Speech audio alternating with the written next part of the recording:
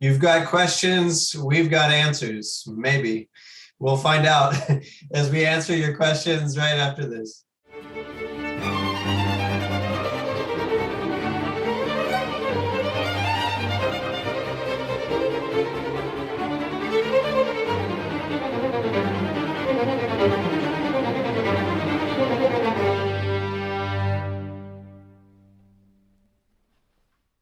Hey everyone, thanks for joining us to another episode of The Catholic Gentleman. We're your hosts, Sam Guzman and John Heinen. We're blessed that you are here.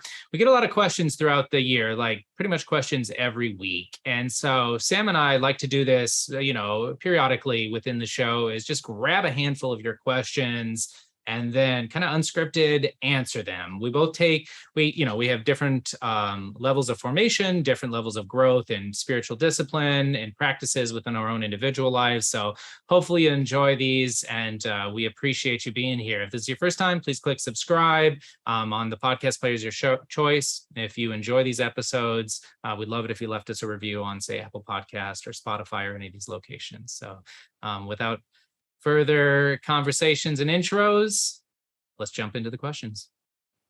All right. So the first question we have is an interesting one. It says, how do you know you were not called to the priesthood and that you were supposed to get married? Well, this was an easy one for me. I'll just jump right in because I wasn't Catholic at the time I got married. So there really wasn't a lot of consideration of the priesthood on my part since I wasn't Catholic. But yeah, I guess I will say though that I felt a strong desire to get married long before I met my wife. Like I just knew I wanted to be a family man. I wanted to be a husband and father. And there really wasn't much else attracting me in any way. So I just knew that was what I was called to, and kind of set off seeking a spouse. And that's another story. But for me, it just kind of came from that strong desire. So.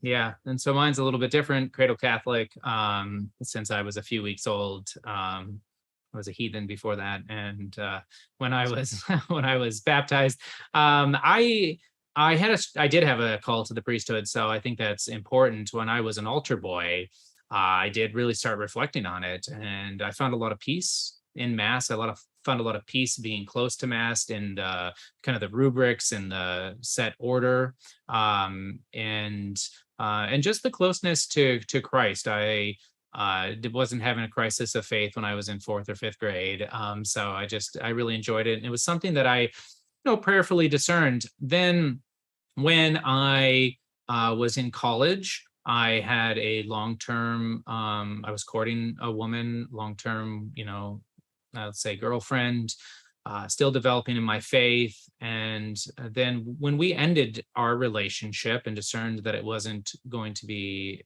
God's will or a good fit, I spent the next 2.5 years honestly discerning the priesthood again and praying a lot. And I think that's where I want to bring this back to for my discernment, was all about prayer. I talked to 5 different priests, at least, different Dominicans and Franciscans and diocesan. And I was really struggling because I wanted to do God's will at this point in my life. I would say, 22, 23, 24-year-old, around there, was really wanting to do God's will and really wanting just that, lightning bolt experience of like, yes, you're supposed to be a priest and I'm going to be an awesome priest, was kind of my thought process.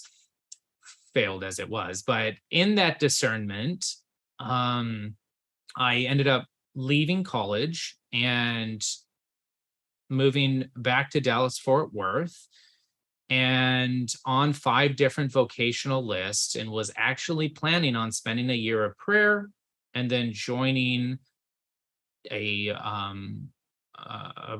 seminary. But within a week of me moving back to Dallas-Fort Worth, God introduced me to my wife, and I was taken aback. Well, on our first conversation together, we talked about St. Louis de Montfort's true devotion to Mary. I, fell in love, but I was also still discerning, was also like, wait a minute, is this a test, God? Where you're getting at? And I like to say that throughout my prayer and my discernment, for me, it was, I always had a preference for marriage. if that makes sense. That I had a preference when I was envisioning my life as a priest or as a married individual. And I feel like once God introduced me to my now wife, it was abundantly clear for me. And that how we met and the story of our courtship is another call. So I guess there's not a black and white, but for me there was that preference that remained, but that openness. And ultimately, God introduced me to my wife, and there was, as best as I can understand, a sincere knowing that I was called to marriage when I met her. And we brought it up actually to a couple priests as well throughout our discernment. So hopefully that helps you. Everyone's different. So Yeah, that's great. moving along, we got another question that a fan of G.K. Chesterton asked us. What do you guys think about health in general? That he thought this would be a fun conversation for us to talk about. So Sam, you want to dive in first with health in general? Yeah.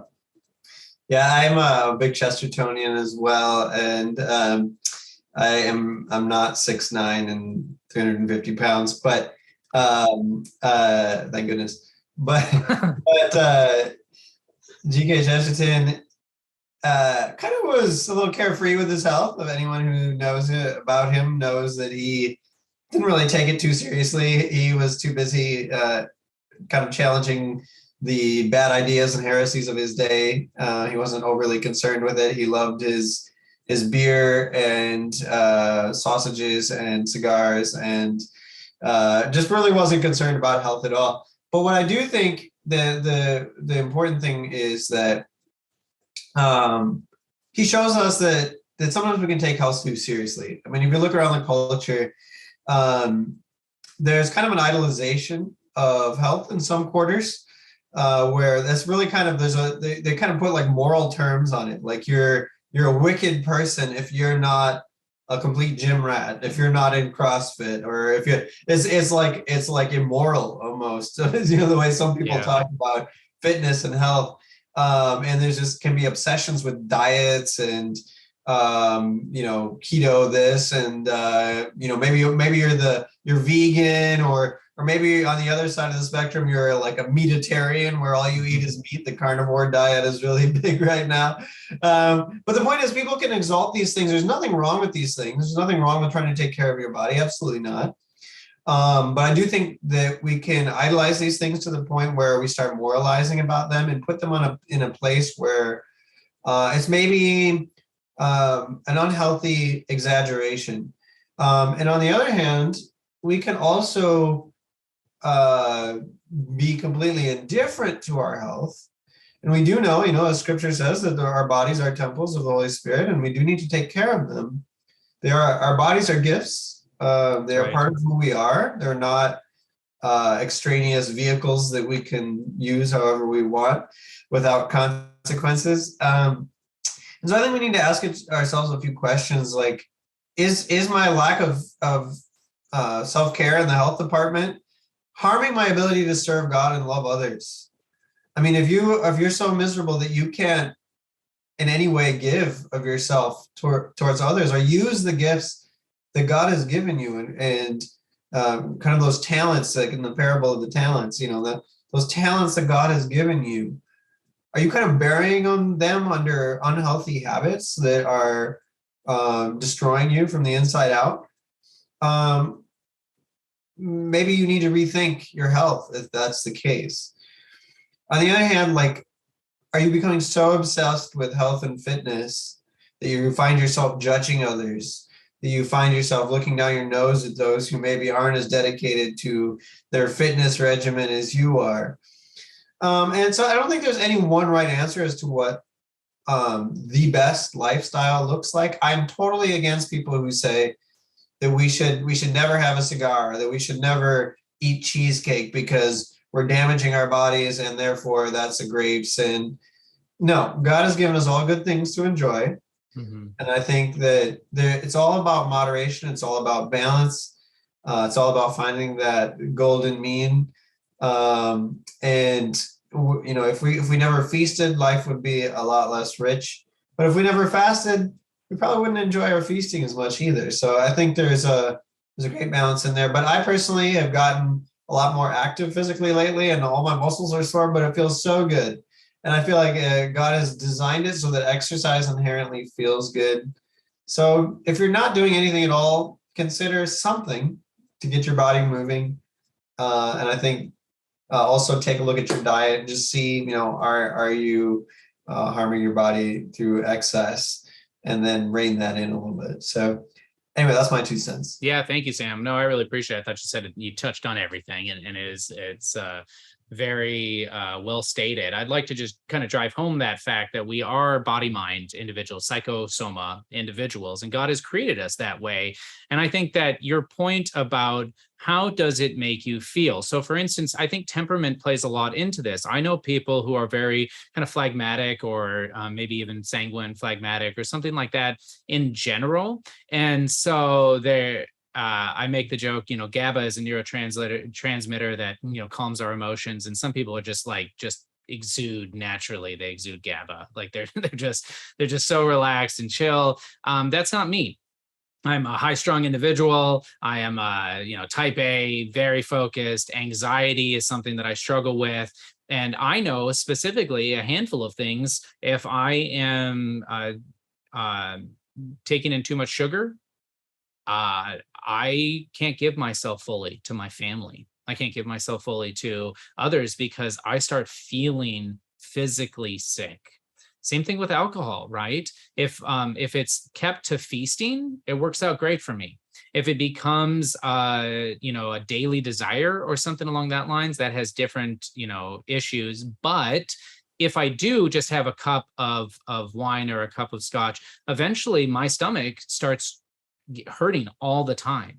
And again, I'm also tired in the morning, and that affects me as well. So that this idea of maintaining a moderate lifestyle, and maybe an extreme in certain situations, is very, very important and helpful for me.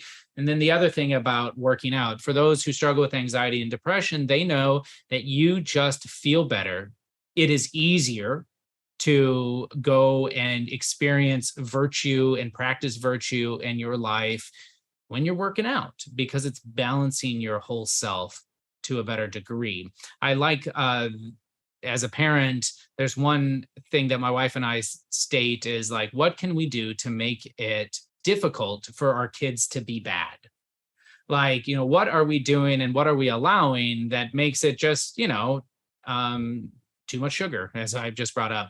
So what can we do in their lives? And I think about that with my own life is what can I do that makes it easier to be virtuous? And for me, as far as it's referring to health, it's going to be, waking up, making sure I'm getting a little bit of workout in, and really moderating my diet. And I think that holds true for the good majority of people that are listening to us. So I just add that, final point to what Sam already stated well. So.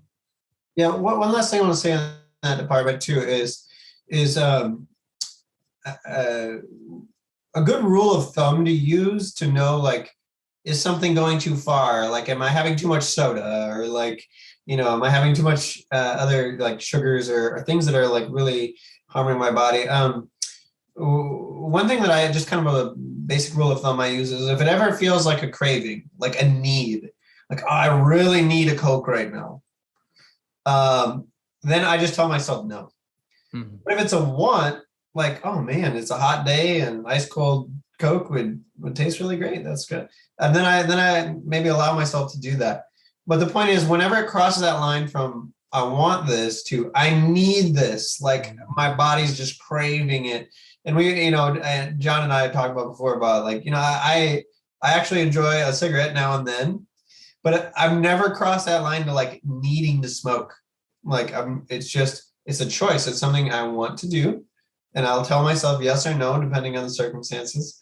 But I've never gotten addicted to it, and never even gotten habituated to it really, because whenever it starts to feel like I need to smoke, then I was just like, no, I'm not going to do it. Like, and that keeps you in the driver's seat. And you don't become a slave to those passions. And the thing too is different personalities respond differently. Like John said, like things that he's sensitive to, I'm not sensitive to at all. Some people get addicted to things super easily. Just know yourself, know your body, listen to those things, and seek moderation in all things. Yeah, right on. So next question that we got from Michael is, what do I do regarding coworkers who take the Lord's name in vain all day, every day? Apparently he's been with this company for a lot of years. He's even brought it up to management, and they haven't done anything to assist him. So I think it's really important, first and foremost, if I just jump in here, is to understand that it is a serious matter, right? Taking the Lord's name in vain. I think we have lost the reverence of God in our society. I don't think, I know. Everyone can see that we have lost the reverence of God everywhere in our society. And what is taking the Lord's name in vain? It is saying the Lord's name without its due reverence or its due purpose. And I know that there's some people who disagree with, saying things like, oh my God, as taking the Lord's name in vain. I do think it is. I avoid that, and I will instruct people around me as such. Kind of stick to my bearings there. Now, culpability, that's another whole conversation that I'm not diving into right here, but it is something that is of serious matter and something that we should take seriously. Now, I would say, what's your level of friendship with individuals? Because if you're just going to be proselytizing, you're going to go around, you're going to just, make them feel bad or uncomfortable, and you're going to have to work with them day in and day out, right? You might take the approach of praying for them every single time you hear them say the Lord's name in vain. It's something I practice on a regular basis myself. And if that doesn't help you from taking the Lord's name in vain and help you start reverencing our Lord's name, better, a few things will, but it really does. So every time somebody takes the Lord's name in vain, I'll pause, especially if I don't know them or heard it on TV or something like that. And I'll offer up a Hail Mary, and I'll pray for their soul. I'll pray that they might be graced with the gift of faith, and that they might learn to adore God's holy name.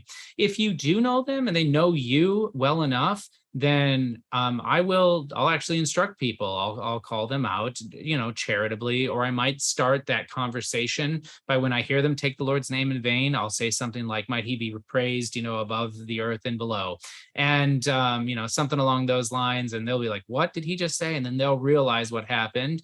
And then we'll have that conversation. And generally in these situations of friendship, they listen to you. So I do think it's an important question. It's one that we need to take seriously. It did make the top 10 list of commandments, and one that we should be reflecting on in discerning. So that's where my mind immediately jumps to when I just read that question. Yeah, there's not much to add there, so we'll just leave it at that. Yeah, good. Well, Sam, you want to grab the next one for us? Yeah, so the next question is from Edward, who asks, do we spend too much time trying to convert Protestants and not enough time evangelizing non-believers or the poor, addicted, etc.?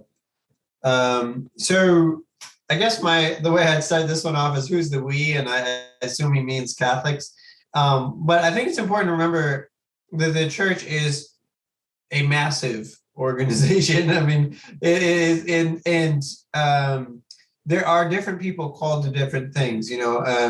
As St. Paul says, there's many gifts in the body of Christ, and some are called to serve the poor and the addicted. I mean, I know, John, have a relationship with the Franciscan friars in New York, and kind of went to one of their ordinations recently. But they do amazing work with the poor and the addicted, and they live right there with them, and they don't come to them from a place of great wealth or anything. They just live their life with the poor of that area. And there's the Missionaries of Charity is another organization but individually as well. I mean, I know there are St. Paul Street Evangelization, where there's people who volunteer, go out, pass out tracts and rosaries just to passers-by on the street. They don't know what their religious background is. I do get the point, though, that with our apologetics, we do spend a lot of time answering Protestant objections.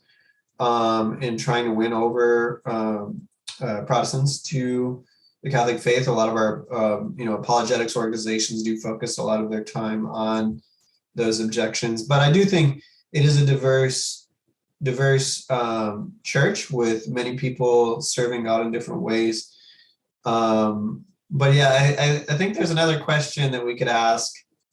Can I kind of follow up on that one? And Chanu, can you?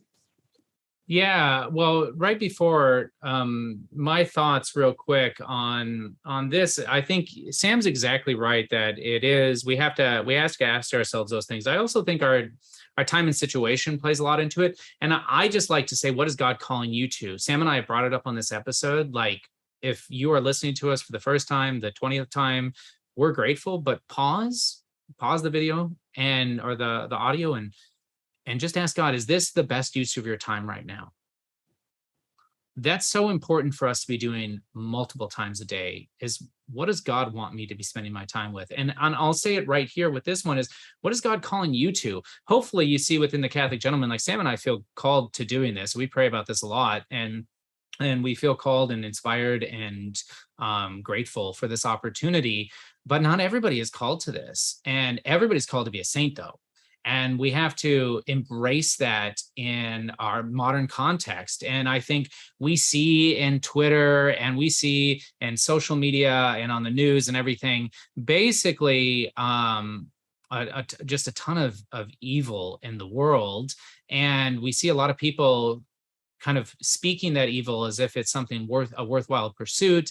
And we struggle with that. And we, here in America in particular, we have just this overwhelming amount of noise, both in the video, digital, advertising, social media realm, that everybody has their opinions. And so are we trying to bring people to Catholicism, whether they're atheists, agnostic, Protestants, versus spending our time in the corporal works of, or different corporal works of mercy of the poor and addicted? And just to Sam's question, if you are called, then that's what you need to be doing. You need to figure out how to enter that in. But yeah, St. Vincent de Paul Society, I mean, there's a lot that are out there devoted to that. If you're feeling called to it, get connected and do that. As far as a either or proposition, I agree with Sam that I think it's more of a both and each individual, God's calling each of us to our own walk in life, and where is he calling you is what I would challenge our listeners.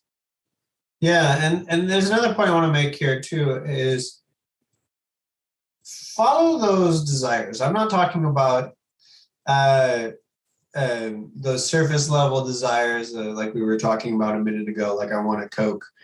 I'm talking about those deeper desires and inclinations that God's placed in your heart that are stable, consistent, they last a long time. Like it feels like for example, I just feel this creative urge. Like I want to be an artist, a photographer, a graphic designer, or whatever.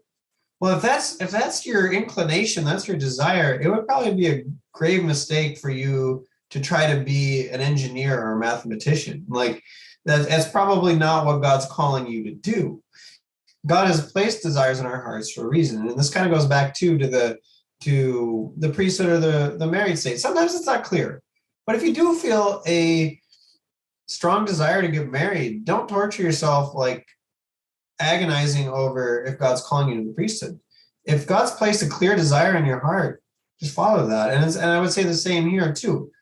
If you feel like you don't feel called to engage Protestants with answers to their objections or to defending the Catholic faith, and you feel a call to the poor and the needy, and you feel like, I don't understand what the attraction people see about arguing over sola scriptura. I want to just get out there, get my hands dirty, and serve a homeless person. Yeah. Well, by all means, do it. Right. Follow those desires, and don't worry about it. Whatever the people are doing, leave that to the God and between them and God. There's parables in the Gospels to that effect too, where we can kind of get so caught up in what others are doing that let's just focus on what God's called us to do and answer that call and follow those deeper desires that God's placed in our heart, and He'll take care of the rest. Yeah, well stated. So I guess moving along to the next question, and that's Timoteo. And he asks, beside Father Calloway's consecration to St. Joseph, are there any other formation resources available for use by the laity? It's interesting. He must be on social media a lot, because Father Calloway's consecration to St. Joseph isn't one of the best sellers in church history, but it's definitely one that is out there all the time. Praise be to God, today. So this, I find a little humor in this. He also says specifically to those who are in the military. So there's kind of two layers to this question.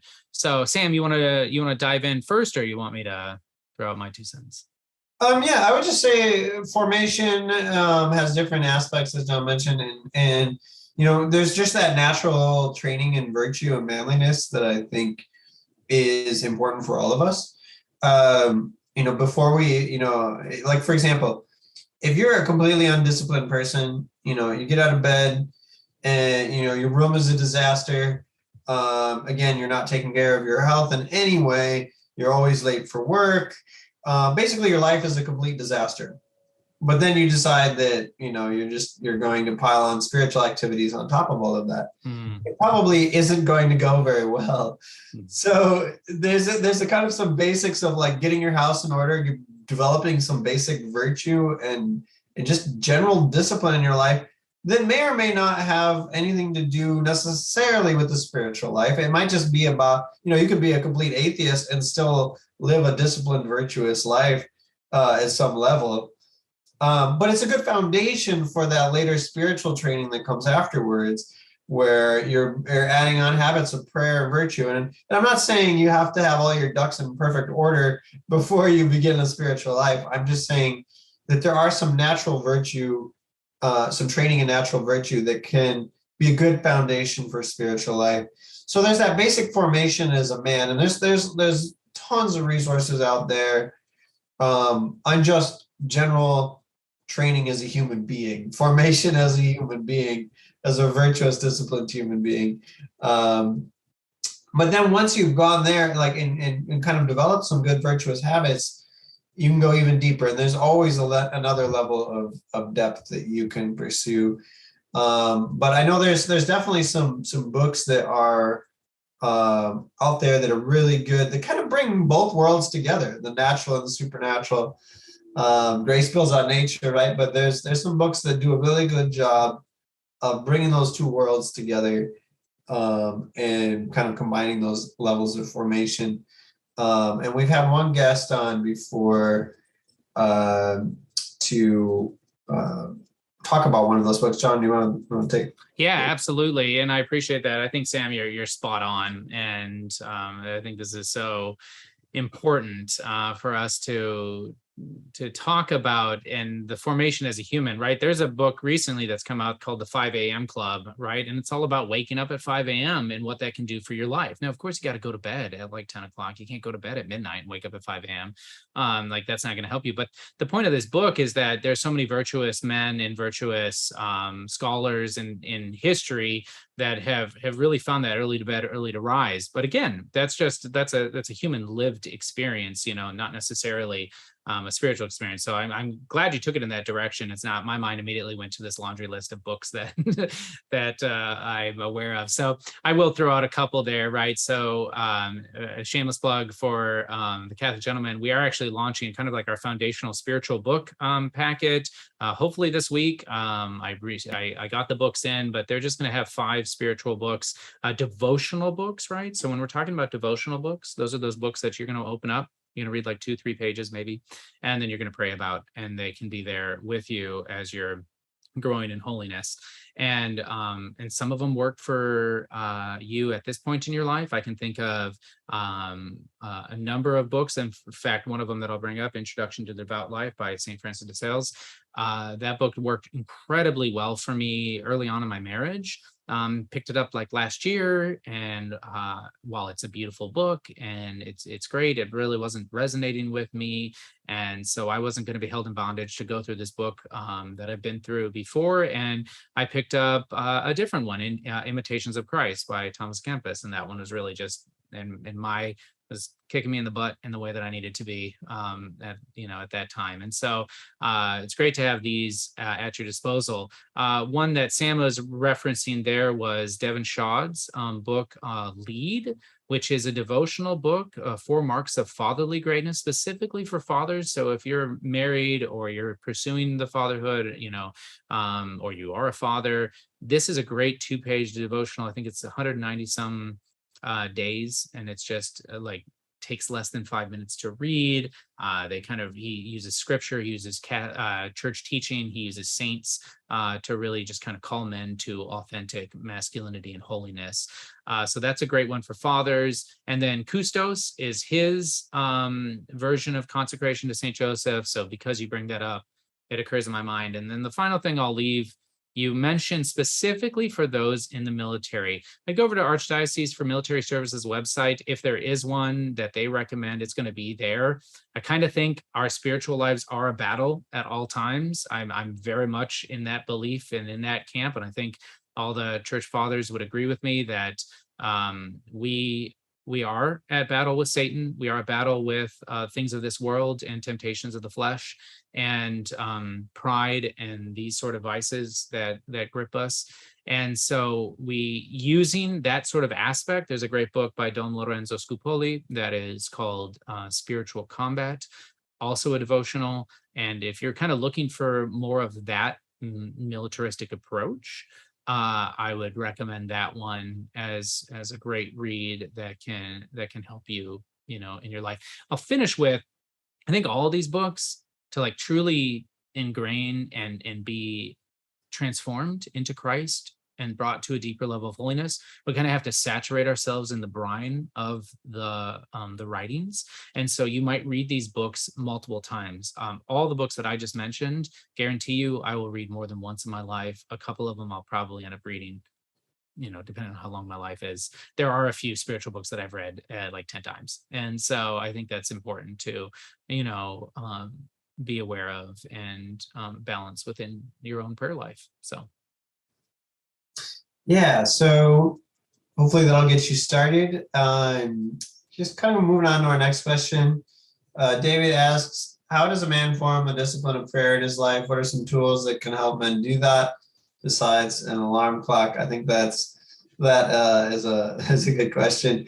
I would just say on this one, a few things. How do you form any discipline in life? How do you form any habit in life? Set those reminders. Yes, an alarm clock doesn't hurt. An alarm in your phone that goes off at a set time every day. But I would say too, look for those windows of time. And if you don't have any, surely you have some. If you don't have any though, make a window. Even if it's 5 minutes, 10 minutes, 15 minutes, find some time, make some time, and stick to it. John was just talking about the 5 a.m. club. Get up a little early.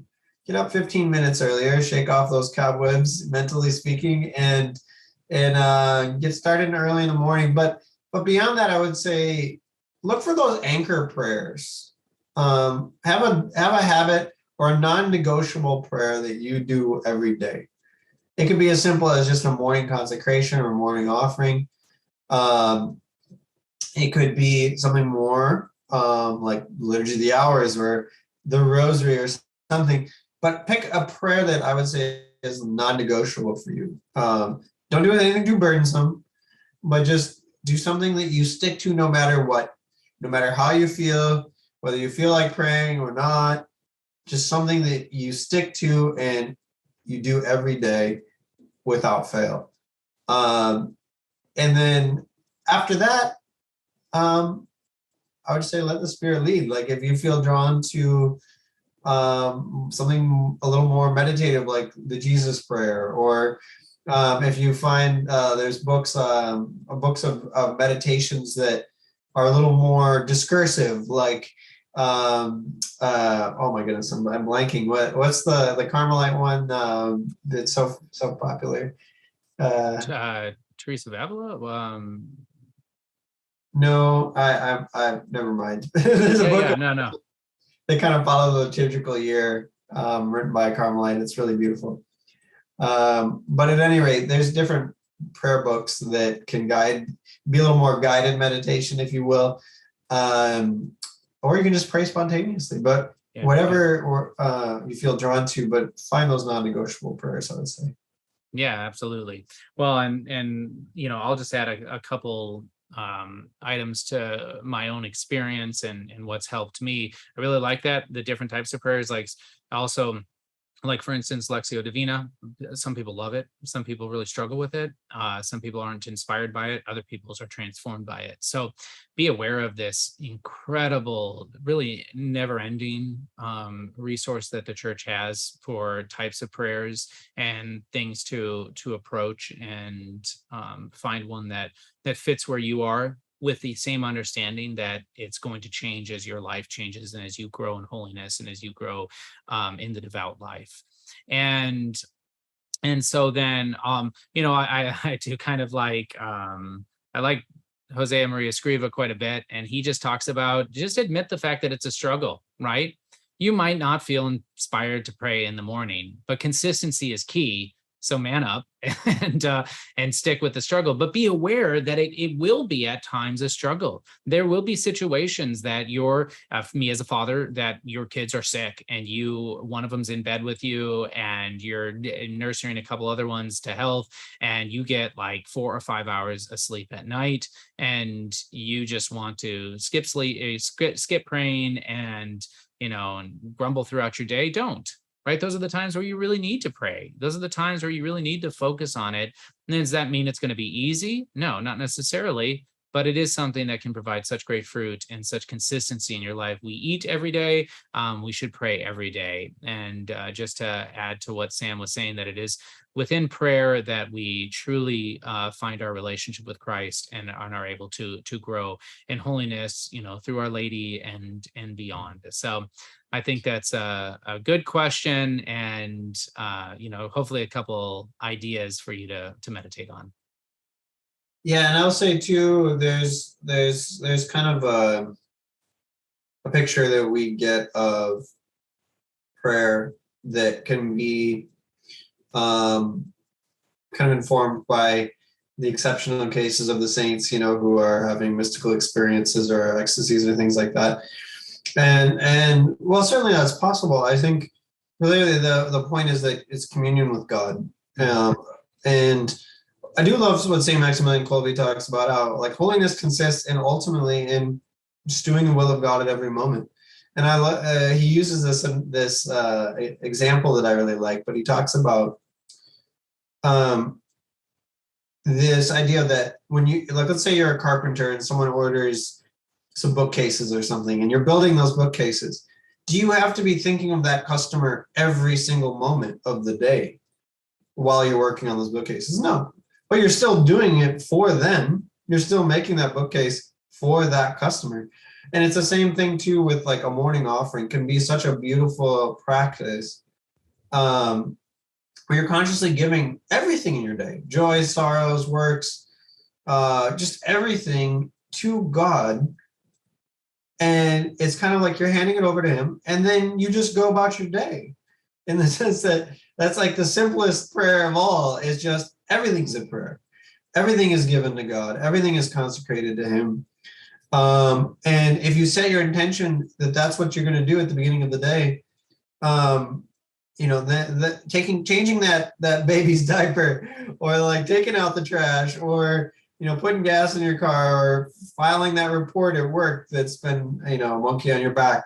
Like all of those things done with a spirit of love and sacrifice can be prayers if we allow them to be. That's not to say we should never do any of those other forms of prayer that the church recommends, but I'm just saying that everything can be a prayer if we allow it to be.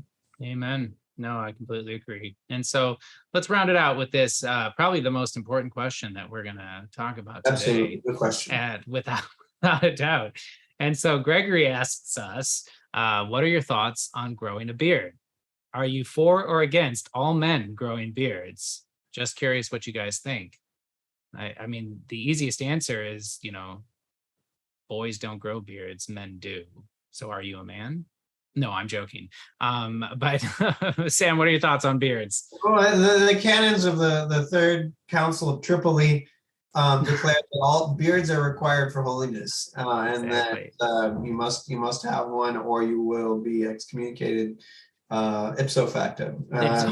Without question. No, Absolutely. By I your beard, they will know do you. think beards are very manly, but no, absolutely not. In fact, in the Western tradition, priests and monks were frequently clean shaven, Mhm. and it was actually a huge deal when the Capuchins decided to grow beards. Like it was like a revolutionary thing that the Capuchins weren't going to shave, because pretty much everybody shaved in the Middle Ages, all the way up through the modern era. In the Western world, priests, that's just what priests did. Um, and that kind of comes from the Roman tradition of being clean shaven. Whereas more in Eastern Christianity, of course, you see a lot more beards. But really, it makes no difference. Whatever your preference is, go for it. I personally have a beard because I have a baby face, and I would look like I was about 18 years old if I shaved my beard off, and I don't want to get carded everywhere. So Too funny. So I actually really want to do an episode on beards. So we'll have to history of them and everything. I find it really fascinating. It's actually just humorous joy in my life. So yeah, I mean, I can't disagree with Sam. I also know that there's some incredibly great men that just aren't really capable of growing beards for genetic reasons, and and it's probably a cross for them in life, and we shall pray for them all. But but no, I enjoy my beard, but at the same time, I will probably shave off my beard, sometime in the future, and I have no idea. I can't even picture what you would look like. exactly. It's a whole new world that stay tuned. One episode. You got to keep on watching these episodes, and then eventually it'll be gone one day. So anyways, I'm just really grateful for your questions. I think it's a good point, though, to say, ask us questions, shoot us messages. It can be in comment sections. It can be info@catholicgentleman.com. Send us your questions. We really love doing these. They're a joy for us. They give us a little bit of opportunity to pause and reflect on things that maybe we take for granted or we don't think about anymore because of our current life state. So I'm appreciative for these. Yeah, and we can't promise our answers will be right, but at least they'll be interesting. So yeah, absolutely. So thank you for joining us, as we like to end all episodes. be a man, be a saint.